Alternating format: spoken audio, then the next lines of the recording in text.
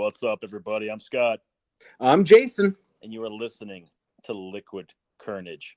How are you, my friend? I'm doing well. I'm doing really well. How are you doing, my friend? I'm doing all right. I spent the weekend trying to fight off either a sinus infection or a cold, or I'm not sure what the hell's going on, but everything's starting to clog up in my nostrils and just starting to drain. So you know how that goes. Yeah, well, we bought a new house, obviously. So Mhm. our weekends, it's not even a weekend anymore. It's our weekends are ways to find ways to buy stuff for the Yeah. house, whether it's new towels or new shower curtains or furniture. Or this weekend we decided to hire a landscaping architect Uh-huh. who basically talked to us about doing something in our backyard, and we kind of gave him the ideas of what we want to do in the backyard, and then he's going to draw up some suggestions about where to put a hot tub, where to put a fire pit, where to put a one of those little the like islands where you can make like barbecue and it has like a bar and stuff in it. Oh, that'd be nice. Yeah, but having a home, man, all you want to do is spend money. You know what would go great in your house? What's that? You should get one of those signs at the Hobby Lobby that says, "Alone I survive, but together we thrive." Wow, that's a really good idea. But the problem is I usually only try to go to Hobby Lobby on Sundays. Oh, yeah. And Well, Sundays are horrible because I try to go to Hobby Lobby and Chick-fil-A, and it and just never works out. I'm never able to make that work. Fun fact about Chick-fil-A is they put restaurants in the new Atlanta Falcons stadium that opened up 2 years ago. Oh, and that's interesting. Why? Well, because they're not open on Sundays, and that's where the Falcons play. Oh, I didn't put two and two together. Yeah, there we go. Oh, wow. And what's funny is because that was a big deal when that happened, and basically Chick-fil-A said, well, you have other events throughout the year, not on Sunday, and sometimes the Falcons don't play on Sundays, so that's when we'll be open. So what are they going to do? They're closed on Sundays. They're opened up for every other event, but they stick to their religious guns on that. And I'm reading the Bible. I think we talked about this. I'm reading the Bible, and not working on the Sabbath is a big deal. It's a big deal. Yeah, but a lot of people, the Sabbath is either Saturday or Sunday, depending on the religion you look to. Well, and here's the thing: is that because the way that I'm reading into the Sabbath, does it mean that you don't work on the Sabbath, or does it mean that you just don't work your profession on the Sabbath? And once again, it's up to interpretation. Yeah, because I'm thinking if I'm not working at work, I might be doing yard work, or I might be shopping, or that's work too. Absolutely. And so I do not remember in all the Sundays I spent Sunday school as a child, I never once remember reading the commandment that thou shalt not sell fried chicken or purchase hobby items from a lobby on Sundays. But I think it's the third or fourth one is thou shalt not work on the Sabbath. So I get it, but I like me some Chick-fil-A, man. They have that special sauce, and I think it's overrated. Oh, okay. I've eaten there once. I don't see it's Kentucky Fried Chicken, just more polite. I think it's a combination of the way that they fry the chicken. It's not as crunchy. It's more of a soft, like it's a soft fry. But then also they have that special sauce that people just like go crazy for. Well, I don't know. I mean, if you're a fan of Chick-fil-A, hit us up at Liquid Carnage on Instagram, Twitter, or Facebook, and tell us why you're a fan of Chick-fil-A. I've been there a few times. Not a fan personally. I do appreciate the politeness, though, and once we figured out that they had to say "you're welcome" every time we said "thank you," we were those jackasses that said "thank you" after everything we tried to order. So there are some fun little perks there, but I just don't see the appeal in today's fast food world when there's so many other options. Well, maybe I'm a snob now, but now that I live in Phoenix, I very, very rarely ever go to fast food, only because there's so many different restaurants and so many different flavors that it seems like fast food is kind of like, oh, I don't know. It's like going up to Vegas and going to Subway or something crazy like that. You're right. Who the hell would do that? Who the heck would do that, man? Who would do that? Well, and like you said, to each their own. So in your adventures in Phoenix, when you're looking for a quick bite, since you don't go to fast food down there, where do you go for a quick bite down in Phoenix? Okay, so I have to tell you, um, one of the big places that we have a ton of them here are these like little restaurants of like poke bowls. I'm not sure if you're familiar with what that is, but it's basically a rice bowl. It's kind of like a Panda Express, but it's a little bit more upscale. So it's a fast food Panda Express. It's a payway. higher quality fast food. Yeah, it's a higher quality fast food than just Panda Express. So just to be an asshole for this conversation, you did just say you don't go to fast food because you have so many options. Yes. And now you're telling me you do go to fast food. It's just snobby fast food. Well, it's not like a drive-through where you can go in, they have it pre-made and ready to go for you. Oh. Like they make it fresh. It's kind of like Payway. You know how Payway talks about they make it fresh for you every time. It's not like Panda Express where it's all pre-cooked and just nasty. It's like Payway. Yeah, Payway. There we go. Oh, well, you see, for me, I never turned down a good Chinese buffet, and I haven't been to a good Chinese buffet in a long time, and I don't go to Panda Express, and I haven't been to Payway in a very long time, and if given my druthers, I would rather go to Payway, but I've yet to be to a fast food poke place, but poke is one of my preferred ways of eating seafood. Oh, really? Okay. Oh, wow. Yeah. A lot of people don't realize that about me. Yeah. Now, the one thing I do like about fast food, and even though not as much anymore, but you can't go to a restaurant anymore in Phoenix without spending $40. Yeah. I mean, it is just like you can't just buy a salad and a soda and not pay $20. Yeah, that's true. That is one negative. That's one negative. That's almost anywhere you go anymore, though. That's just the cost of doing business in any kind of restaurant. Very, very rarely do I get out of lunch without paying between $12 to $20, depending on what I get. Hey, Scott, have you heard of the new Netflix documentary called The Great Hack? I have not. Okay. Your brother might have heard of it. He's alluded to it when you did his little face recognition that you just gave all of his information to the Russians. Yeah, they've already got it anyway, so I'm not worried about it. The Great Hack is basically the story of the company Cambridge Analytica. Are you familiar with Cambridge Analytica? They did fire me from a company one time, but that's a different story altogether. Oh. Well, I was just taking information for another country, no big deal. Okay, so basically, what the documentary is on is, you know how you do know that Facebook just got a huge fine levied against them for breach of our private data. Well, the reason why they got this fine is because they licensed to a company called Cambridge Analytica, and what Cambridge Analytica did was they took the data from all of the Facebook users, and they were one of the companies during the 2016 election who took all of that data that's on Facebook for all of our profiles and basically spearheaded campaigns to people to try to convince them to vote one way or the other. And actually, it wasn't even vote one way or the other, to vote against Hillary Clinton and vote for Trump. And it's basically just the story about these two whistleblowers who basically brought down the company. The company's no longer in business because of it's called an ongoing problem in today's upcoming election too. A lot's been said about that, and yet a big portion of our government refuses to either want to accept it, believe it, or even do anything about it. And that's what scares the shit out of me, you know.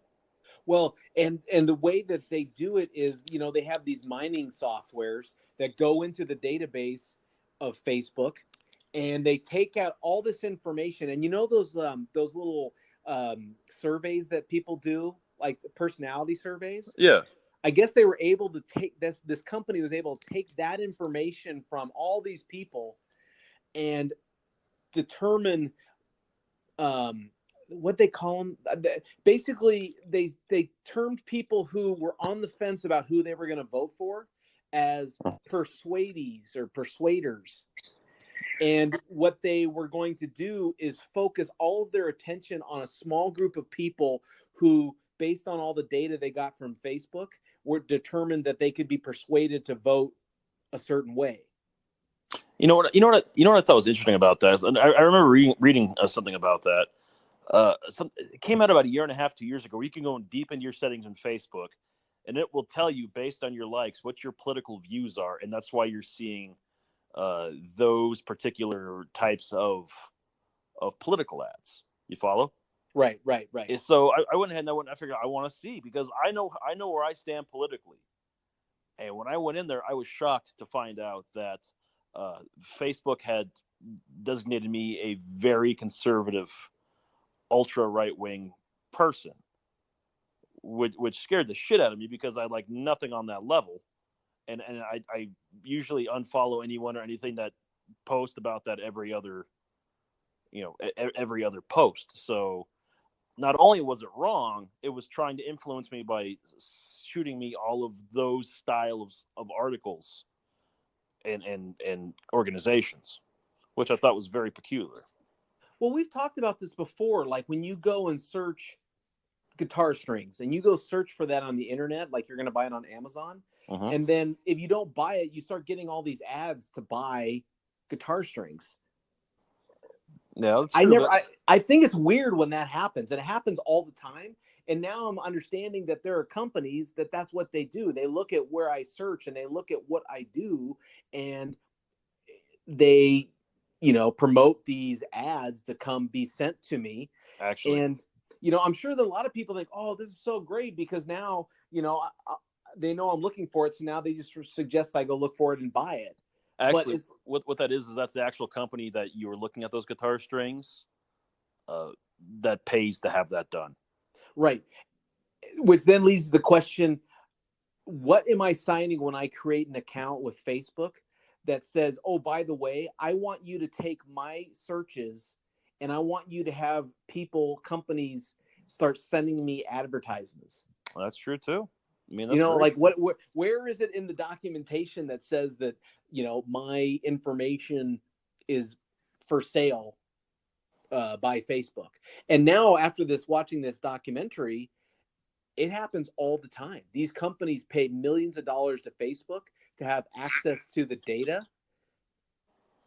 And what the problem is that there's nothing that stops unscrupulous people from putting whatever they want as advertisements to anybody. Oh And yeah. this company that's what they did, is they identified people that had not made a decision about who they were going to vote for and focused their advertisements toward a certain slant.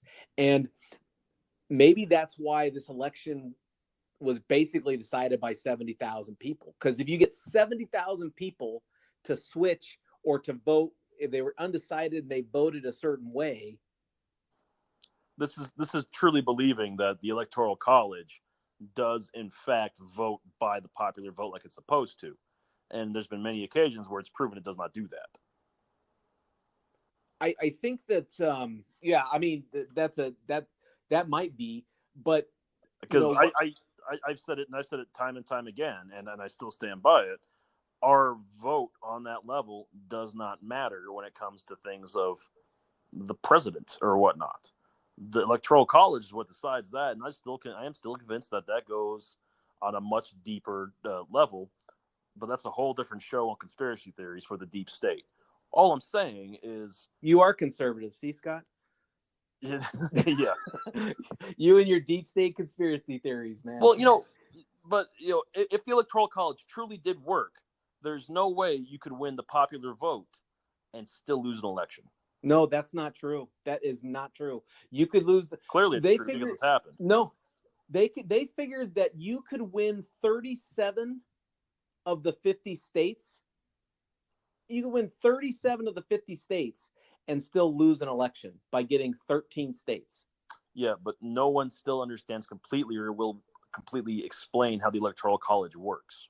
Oh, believe me, you should go up to Vegas and take my mom's class. She did a class on the Electoral College. It was fascinating. It was absolutely fascinating. I bet. The original Electoral College, when it was set up in the start of the United States, was actually set up there was no popular vote. The Electoral College did everything. That's why they called it a college, because it was supposed to be the smartest people, representative of the 13 colonies, that made the decision for all of us. So clearly what you're saying is their system is now currently broken. Well, no, I'm just saying that it seems like there's this documentary showed that there's a lot of people who are on the cusp that are easily um, you're able to easily persuade them with not much of a push, and they probably don't know all of the facts, but they know the facts that are just bombarding them through social media. Well, I think that's very true. If you just watch the memes and whatnot that's created by, you know, anyone that doesn't like a political party, or, you know, others will share memes because they think they're funny, not realizing the ramifications that they have or how inaccurate they might actually be. You know, but if they're leaning to the far left or the far, they'll share it on their political views, and that will spur people on thinking that particular person is not of sound mind, body, or Well, character. no, I don't even know if it's sound mind, body, or character, because we talked about this. There's 40% of the people that are going to vote one way. It doesn't matter who the candidate is. There's 40% of the people that are going to vote the other way. Doesn't matter who the candidate is. That's what their way they're going to vote. So you're really having to fight for 20% of the population, right? Yeah. Well, okay. Well, let's look at it this way then. There's the growing all the memes about the AOC, that congresswoman from New Okay. York. How I can't tell you how many inaccurate memes I've seen about people dogging her, taking her words and twisting them to quote unquote prove their point that she's a socialist liberal, you know, extreme left wing, and, you know, she wants to burn this country down. Okay. You know, and it's like, but did you actually read, and has she come out and said that? No. Is that your opinion?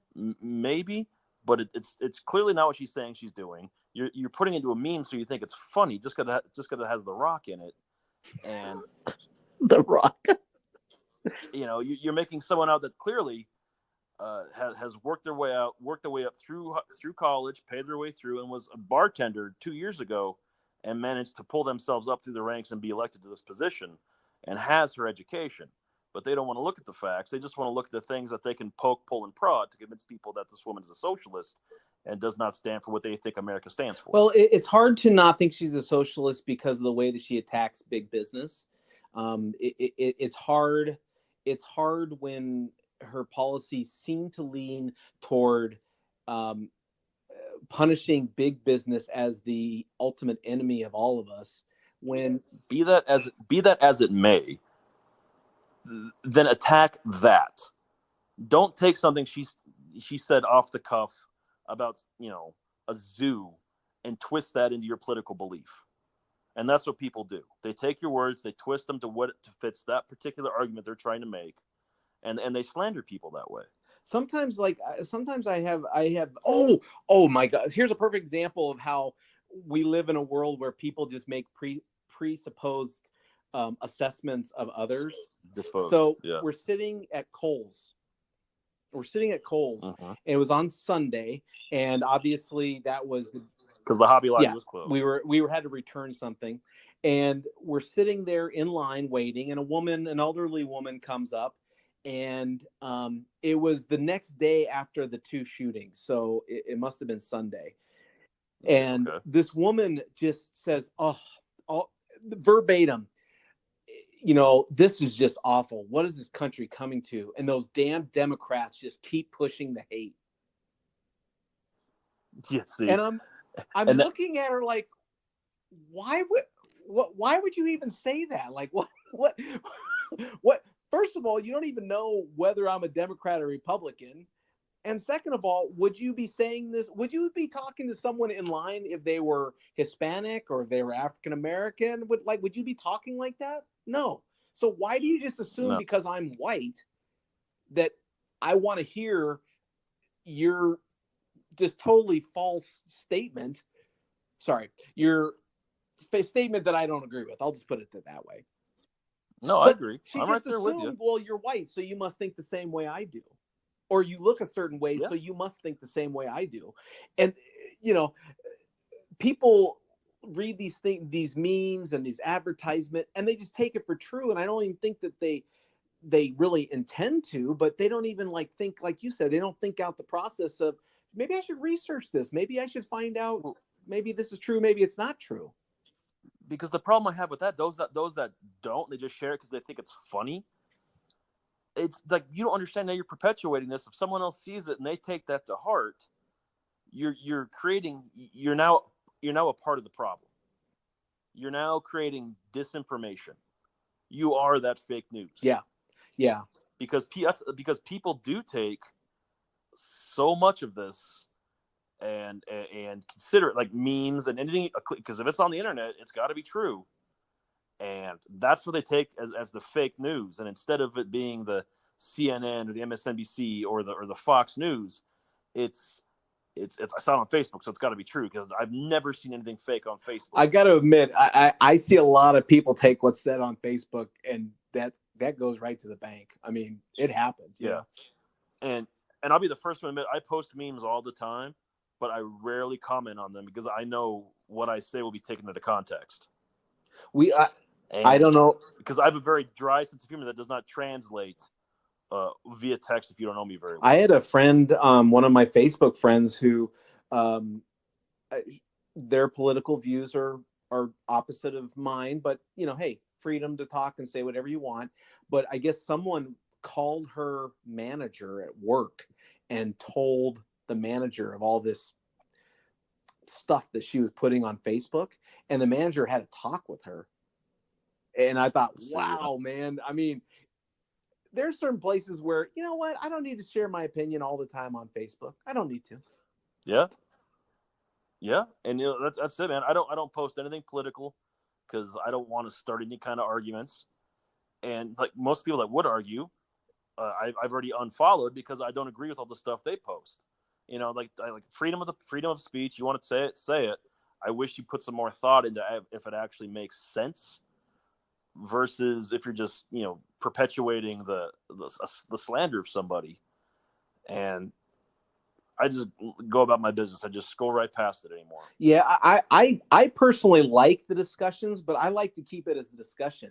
Like, as soon as I hear someone who said, "Oh, this party, is the biggest cause of everything that's going wrong with our country," the next question that comes out of my mouth, "Hey, if you could fix it right now, what would you do?"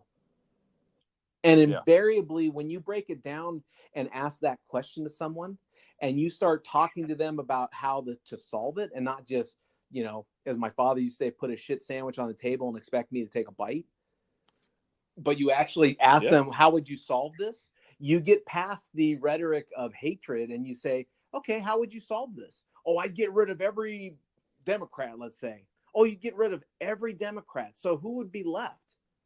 What would you do with them? And you start breaking it down, and then they start thinking. And that's really, what we want these people to do. So when you get this advertisement of one way or the other, and that now we know these companies are out there doing this, they keep saying it's the Russians, but it's private companies too. Hell, Facebook does it. So I just, for me, for all those people that are posting all this stuff, right, wrong, or indifferent, or just sharing these memes that just trashes anything they don't believe in, if they would take the 5 minutes to just research it, because you can find independent news sources. You can find all the things to see if this statement is true or if this statement is false. Take the 5 minutes to look at that instead of, taking that quiz of, what Disney character would I be if I was in a Disney movie. If you're going to be, if you're willing to put your political views out there, you should be willing to back them up with a legitimate thought out argument, like you said. Well, there was a story I read a story on the internet, obviously with the mass shootings. They were saying that there was another mass shooting that was in the planning stages, and it was going to be done by a 19-year-old kid who basically was resound. He was going to go and basically shoot up a place. He was going to shoot up a hotel and then be suicide by cop. And I guess his grandmother found out about it and suggested that he go in for help, like mental help. The kid, I guess, went in and got the mental help. The police arrested him, and the grandmother averted the crisis. Now he's still going to go to jail because of the attempts, but all it took was the grandmother saying, "Hey, you don't have to do this. Just try to get some help." Yeah, to stop. And think a little bit. I think sometimes I I think people just don't think far enough ahead to say, okay, if I do this, what's the consequence next, and like carry it out past 2 or 3 decision points, we're you know? we're in an instant gratification world now. We're in a think first, or react first, think later world, and that's part of the problem. People don't stop and use their heads anymore. Since we have these little machines in our hands that can tell us what we want, when we want, wherever we want, we don't feel like that we have to stop and take the minute to think things through. Like we can just get the answer we want instantly and just blurt it out, or just do what we think we need to and just blurt it out, let it go. In our minds, it doesn't make us right. It doesn't make us wrong. It's that instant satisfaction, you know. I think in addition to that, it's the immediate that if I have an opinion, that's the law. That is, we've forgotten it's an opinion. It's not hey, if you want to live off of your opinions, I have no problem with that. But please don't try to sell me something as an opinion that it's a fact. Because if I don't agree with you, that's fine. We don't have to agree with each other. But it seems like so many people hear something and it's automatically, that's the truth. That's the truth. That's the truth. And, I watching this documentary, I recommend you watch it. If any of our listeners, if you haven't watched it, it's just fascinating because it's the beginning of I believe, a perpetual attack that we as social media users are going to have to face going forward. This isn't going away. The history just shows too many times where they documented all of the elections that this company supposedly was a part of. And at every single one of those elections, the person that they were hired by won that election. Yeah. And there are countries all over the world. So it's not just the United States, but the 2016 election was the most recent one.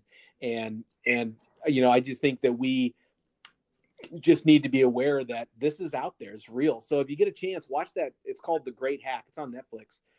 See, well, you've been watching that. I've been watching Silicon Valley and HBO Go. And okay. Have you not watched Silicon Valley? No, I haven't. What's that one about? It's Entourage, but with a tech company in Silicon Valley. And there are 5 nerds that can try to build a company and all the things that come with it in the tech world. And it's freaking amazing. Now, does someone who is a nerd that becomes a multi-billionaire still stay a nerd, or are they just nerd with money? I believe Mark Zuckerberg has taught us they are still a nerd with money.